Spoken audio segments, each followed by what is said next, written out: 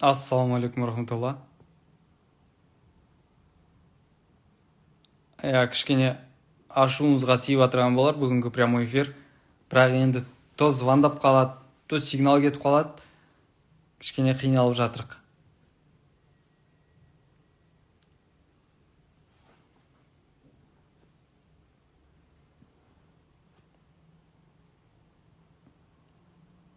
Бытшыт болды. Жарайды, қазір бір нормальный прямой эфир жазғаннан кейін оны сохранить етіп қоярмыз. Бірақ анандай екен, жаңа мен сохранить етейін десем, анандай будет удалено деп тұр, енді білмеймін не екен. Хорошо, енді кіріс жарнасын тағы бір қайталап өтейін. Өкінішке орай қайтпайды кіріс жарнасын. Біздер кооперативтен тікелей сізге кіріс жарнасын қазіргі таңда қайтара алмаймыз, өйткені неше түрлі жағдайға. Бірінші жаңа тікелей налогыға байланысты, өйткені оның барлығын біздер 2020, 2019, 2021-ден уже жаңағы отчетін бәрін 2021-ден берейін деп жатырық. 19-20-ның отчетін беріп тастадық, бәрін жауып тастадық. Оның үстіне бұл 2 жылға, 2019-2020 жылға біздер аудит жауып тастадық та. Аудит дайын, иншалла қазір печатын бәрін біздерге налогыдан бергеннен кейін, олар подтверждать еткеннен кейін, біздер оның барлығын не істейміз? Мына кооперативтің сайтына іліп қоямыз. Бірақ тағы да айтайыншы, шығыққан адамдар, вступительный взнос қайтпаған адамдар кооперативте мүше болып қалады, және де любой момент кірген кезде олар ол 200 мың теңгесін төлемейді. Жақсы ма? Үшіншіден біздер қазір осы 1 желтоқсаннан бастап істегіміз келіп отырған переуступка деген бар. Яғни сіздің арыз жазыңыз ғой, шығам деген. Енді соны біздер сайтқа іліп, дізімін, соны сіз жаңадан кірген адамдар, мысалы сіздің орныңызға түсеміз десе, соның ақшасын толықтай сіздерге қайтарып беру арқылы. Жақсы ма? Осы үш жағдай дегенде, 2 жағдай, бірақ бірінші самый главный жағдай, ешқандай проблем болмас үшін вообще кооперативтен шықпаңдар, да? Жақсы ма? Вообще кооперативтен шықпаңдар, өтініш. Өйткені кооперативті біздер еріккеннен ашқан жоқпыз. Кооперативті біздер деген жай әшейін халықтың вступительный взносын жинап алайықта деген оймен ашқан жоқпыз. Кооперативті ашқан себеп өзіміздің жағдайымызды, халықтың жағдайын, осы кооперативтің ішіндегі үлескерлердің жағдайын түзейік деп аштық. Жақсы ма? Кімге бұл нәрсе бос болсын, өтірік болсын, өтініш, сенбесеңіздер, онда біздер айтып отырық, шығыңыздар. Бірақ сеніп кірдіңіз бе, өсекке, далаға лесей бермеңдерш. Болды ғой енді. Сонша ақмақ болмаңдарш, сонша бір нашар адам болмаңдарш. Бір халықтың мүддесін қорғайық, бір халық үшін істейік те, біріктік пе, істейік те енді. Не болды? Комментарий отырып алып жазып, өтірік нәрсе, үйткен нәрсе, бүйткен нәрсе. Қолынан келеді ме істе? Істемейді ме комментарийді жазба, да? Мен айыл адамдарға айтып отырмын, нелерге айтып отырмын. Ер адамдарға айтып отырмын, да? Бұл жерде мен қазір эмоцияға беріп жатырған жоқым. Мен просто халыққа айтып жеткізе алмай жүрген нәрсем бұл. Яғни бұл нәрсе не үшін болып жатыр? Біздер қазір деген адалақтап даладағы иностранный фирмаларға ақшаларымызды саламыз, миллиондап салып жібердік. Жөліп кетті, дымда дей алмаймыз, да? Отырық та. Кішкентай халық қарапайым 50 мың теңгесімен жиналып еді, көре алмай қалдық та. Сонда қараңдаршы, өзіміздің қазақтарымыз жиналып бір нәрсе істейік десек, істеткізбейміз. Даладан келген адамдар Россияда отырып алып, Украинада немесе тағы да бір әлем түкпірінде отырып алып, через интернет сіздерден ақшаларын сорып отырғанда, спокойно беріп қоямыз да, отырай береміз, да? Болмайды олай. Шығам деген адам, сен ойлан. Қайда шығып баратсың, не істеп жатсың? Шығам деген адамдарға мен қазір конкретно айтайыншы. Осылай, қараңыздар. Қазір біздер осы жерде шығам, мен крутоймын, мен по-любому алам деп отырық, да? Хорошо, шығарсың, аларсың. Бірақ кооператив кім үшін керек? Біздің болашағымыз үшін керек, да? Біздер қазір 30 жыл отырып не бітірдік? Дым бітірген жоқпыз. Жаңғыз бас әйел адамдарымыз балаларымызбен балконнан секіріп кетіп жатыр. Не үшін? Тағы да 30 жылдан кейін біздерде Қазақстанда қазір 3 миллион квартирант болса, 30 жылдан кейін ол деген 12 миллион, 10 жылдан кейін 12 миллион квартирант болады. Неге? Өйткені 3 миллион адамның 3 баласы болса, 10 жылдан кейін ол 3 баласы балиғат жасқа жетіп 18-ге жетіп жатса, сол кезде Қазақстанда 12 миллион квартирант сенің балдарың болады да. Сен өмір бойы 10 жылдан бері квартирада хозяинның артын жалап квартирасын төлеп отырсың ба? Сенің балдарың да сол квартираның ақшасын төлейді да. Неге? Өйткені сен қазір дымда істеген жоқсың да. Сен қазір 200 теңгеге бола үшін не істедің? Болашақты ойламай, бүгінгі күнді ойлап не істедің? Біріккен жоқсың да халықпен. Асар істеген жоқпыз да. Халық өзі өзгермейінше, халық өзі бірікпейінше біздің болашағымыз өзгермейді. Чумо болып солай отыра береміз да. Еш өзгермейміз. 30 жыл өзгермей отырдық па? Тағы да отыразамыз 30 жыл, тағы да 15 миллион халық біздерде квартирант болып шығады. Ол кім баласы? Біздің балдарымызда болатын квартирант. Ана байдың балдары квартирант болмайды. Олардың болады ақшалары. Бар, өйткені неге? Сен олар байтып отырсың. Квартирасына төлеп 50 мыңнан, 100 мыңнан, 200 мыңнан квартирасын ай сайын төлеп байтып отырсың. Ол байыған сайын балаларына квартира алып бере береді, а оның балалары сенің балаларына квартирасын жалдап береді. Сөйтіп сен балаң өмір бойы квартираға төлейді, сосын саған айтады неге өзгертпедің деп. Сосын 10 баласын айтады сен неге. А неге? Өйткені 10 баласы көреді, что оның әкесі ай сайын қалтырап дірілдеп хозяинге ақшасын беріп отырады да. Соны көріп өскен бала ертең хозяиншыл бала болады да. Оған дымда керек емес болады. Мен өзім қара терге түсіп, мына жерде өзімнің мүддем үшін жүрген жоқпын байып кетейін деп. Осы болашақта менің балам менің көзіме тықпасын саусағын деп жатырмын да.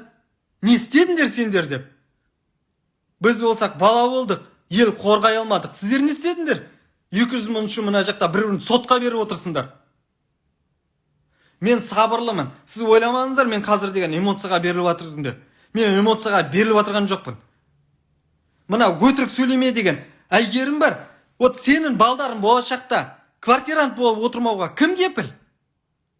Қазір біздер бірікпесек, қазір біздер халықтың мүддесін бір-бірімізді ойламасақ, кім ойлайды? Кеше 18 представитель жиналдық, председатель бүкіл кооперативтің. Бәрін ойы бір халқымызға үй алып берсек екен ғой деп. Ешкім қашып жатырған жоқ. Ешбір председатель кооператива осы кезге қашып жатырған жоқ. Барлығын сол жердегі жинаған, барлығын ойлары осы біздің үлескерлерімізге қалай өпіл. А сіздер не ойлап отырсыздар? Мынау өтірік алдап отыр, мынау ақшамызды алып байып отыр, мынау үйтіп жатыр, мынау бүйтіп жатыр. Өсектен басыңызды алмайсыңдар. Бұл өсектен қашаманғы басымызды алмай отырамыз осылай. Отырай берейік онда. Бірақ Аллаға шүкір, әрбір кооперативтің өзінің адамдары бар. Мен қазір бүкіл председательдерге айтайын деп отырмын. Сіздерде де осындай адамдар бар. Шығамыз, шығып бара жатырмыз деген дұрыс қой. Бізде де ондайлар бар. Шығар жіберейік те оларды. Бірақ бүкіл қалған халықты бір кооперативке жинап, бір үлкен кооператив істейді. Сол ойы ашық, оянған, білімді, болашақты өзгертем деген халық қалайық та. Сөйтіп отырайық. Мына Ерлан жаңағы тағы да біреулер кетіңдер сіздер кооперативтен бар ғой. Шығыңдар кооперативтен. Болашақты ойламайсыздар ма? Ондай халық бізге керек емес. Бізге қандай халық керек? Қазіргі таңда болашағын ойлайтын. Өткенде біздер 3 миллион халық квартирант болып отырып, 10 жылдан кейін 12 миллион халық квартирант болып отырайын десек, не істейміз біздер? Біреудің құлы болып кетеміз. Тағы да бір нәрсе айтайын ба сіздерге? Қараңыздар, қазір сырттан Америка, Индия, Европаның банктері кіріп жатыр. Мынаны кәдімгідей сохранить етіп алыңдар керек болса. Банктер кіріп жатыр. Мысалға Индияның банкі кіріп жатыр. Индияда ол банктың 700 миллион үлескері бар, вкладчигі бар. Сіз ойлайсыз ба? 700 миллион вкладчигі бар адам банктың иесі. Кішкентай Қазақстанға, экономикасы құлап жатырған Қазақстанға, кішкентай Қазақстанға келіп, осы жерде қазір біздерге дамысын деп банк ашып жатыр деп ойлайсыз ба? 19 миллион халық үшін. Оның ішіндегі платежеспособный 2 миллион халық болатын болса, оның ішіне 10 банкісіне кіретін максимум 500 мың халық болатын болса, сол үшін банк ашып отырады дейсіз бе? Жоқ, оларға ақша керек емес. Ұғып алыңдаршы, шетелдік банктерге ақша керек емес. Олар тойған ақшаға. Олар не істейді қазір біздерге? Кредит береді. Кредитті под залог береді. Үйдің залогына, жердің залогына береді. Қазір бізде шырылдап жүр, Қытай жерімізді алады деп. Ол ерунда. Сол банктер келіп ертең бір крестьянский хозяйстводан жерін алып, ол КХ ақшасын төлей алмай, жерді банкке өткізіп жіберсе, вот сол трагедия да. Ертең 30 жылдан кейін көзімізді ашсақ, қазақтың жерінде жүрміз, бірақ есі шетелдік банктер болып шықпасын айналайын. Біздер қазір шіреніп жүрік, мұнайдың үстіндеміз дейміз, Құдайға шүкір, президентіміз бар деп жүрік. Не айтып кетті демеңіздер. Кішкене құлақ түріп, ақылға келіңдерші, болды ғой енді. Қашаманғы жүреміз осылай, тіленші болып. Қашаманғы өтіріктен дурачка күлчедет жүреміз. Болды ғой енді, ояндаршы. Қашаманғы шетелдің банктеріне ақшаларымыз беріп жүреміз. Бір жерді береміз, миллион мың гектар жерді. 3 есе ақшасын қайтарып береміз, еще ол ертең жеріміз тартып алса. Сол жерге өзіміз баламыз ертең барып, құл болып жұмыс істемеске кім кепіл? Ал қазір мына жерде сіздер отырсыздар шіреніп. Құлақтан тебетін болсам, қай жерден тептің айтыңдаршы маған. Өтірік деп келіп маған айтыңдаршы. Өтірік деңдіңізші. Что қазір біздерде деген 30 жылдан кейін шетел деген банктер арқылы жеріміз тартып алмасқа кепіл жоқ деп айтыңызшы. Яғни кепіл берем деп айтыңызшы немесе. Біз қазір жүрік, анау жерімізді алайын деп отыр, мынау жерімізді алайын деп. Оның бәрі ерунда. Технично, через кредиты, через банки жерімізден айып қалып жүрмейік. Сондықтан мен білем, кооперативте қазір отырып, осы жерде штаб отырған адамдар бұл нәрсені түсініп, бұл нәрсеге келіп, кооперативті қолдап отыр, Алла разы болсын. Бірақ шығам деген адамдарға да біздер қолдарынан қағып тұрған жоқпыз. Я, мен айтып жатырмын, шықпаңыздар деп, бірақ шықпаңыздар деп айтып жатырған нәрсем ол ұққан, түсінген адамға. Бірақ не екен, өкінішке орай көбінесе әйел адамдар түсінеді. Хотя мынау азаматтардың міндеті. Еркектер, сіздің міндет жерді сақтап қалу, елді сақтап қалу, ұрпағыңызға бір нәрсе қалдыру еркектің, азаматтың міндеті. Бірақ біздер не болды? Не болып отырық? Мына жерде не болып отырық? Бір квартираны армандап отырық та. Қайдағы болашақ, қайдағы жер, қайдағы бала шағаны айтасың сен? Біздер қазір квартираға мұқтаж болып отырық та. Сол иншалла. Бұл нәрсе енді расында өте қиын нәрсе. Мен шығып жатырған адамдарға шықпаңыздар деп өтініш айтып жатырмын. Аранызда бір-екі өтірік деген адамдар бар, олар проблем жоқ, олар шығып кете алады. Олар біздер ұстамаймыз. Өткені өтірік деуші адам өзі өтірікші демек. Өткені бұл алдамайды деген адам демек өзі никогда алдамайды. Мен мысалға осы кезге дейін адамдарға қанша доверять ететін барлығы білет. Неге? Өткені мен ойламаймын бір адамды алу үшін бір нәрсе істейді деп. Ондай ой маған кіріп те шықпаған. Өткені өзім ондай оймен еш нәрсені істемегенмін. Бір адамды алдап кетейін деп. Сондықтан кооператив бұндай деңгейге жетті. Сондықтан біздер қазір бәленбай мың адам номер 1 кооператив болып отырық.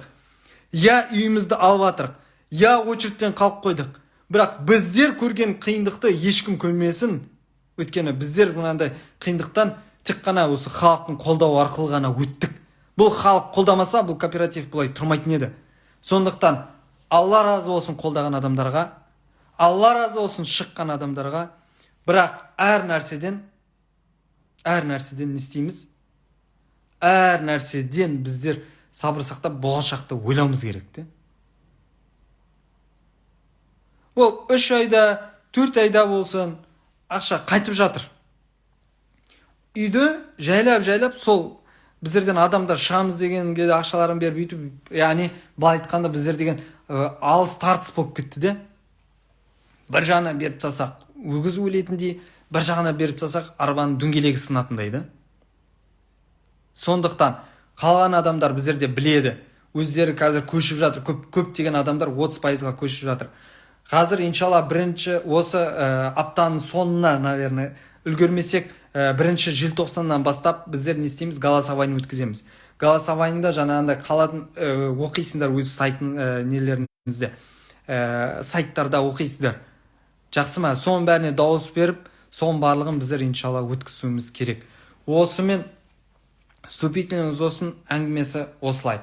3 жол бар.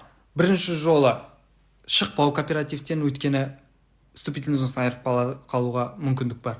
Екінші жолы шыққан кезде де вступительный взностың орны қалса, болашақта кіре аласыздар сол кооперативке, уже үлес жарнасын 200 мың мысалға төлемей.